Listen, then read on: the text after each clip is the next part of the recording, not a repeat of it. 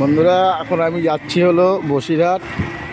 এই মাল নিয়ে, এই যে মাল বোঝা আছে, এই মাল নিয়ে যাচ্ছি বসিরহাট যাবো এখন। মালটা এই যে রোড, এই দুপুরবেলা রোদ্দুর দেখেছো তো, রোদ্দুরে উঠে যাচ্ছে, খুব রোদ্দুর। যেতে হবে আমার অনেকটা দূর। আমাদের হাবড়া থেকে মনে করো বসিরহাট ওই 35 কিলোমিটার যাবো। এই মাল নামাবো, নামানোর পরে আবার আসতে হবে 35 কিলোমিটার, 70 কিলোমিটার লাগবে। রাস্তাটা খুব ভালো, গাড়ি চালিয়ে মজা আছে।